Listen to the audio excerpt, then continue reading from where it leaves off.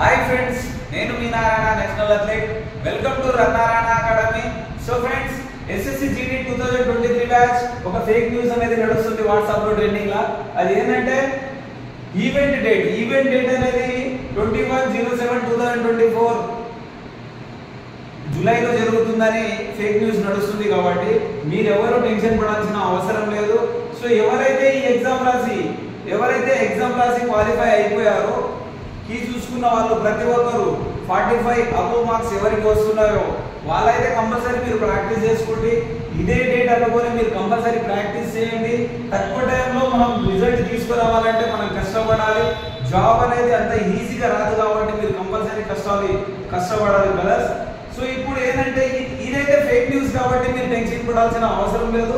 తక్కువ టైంలో మనం రిజల్ట్ తీసుకురావాలంటే మనం కంపల్సరీ కష్టపడాలి।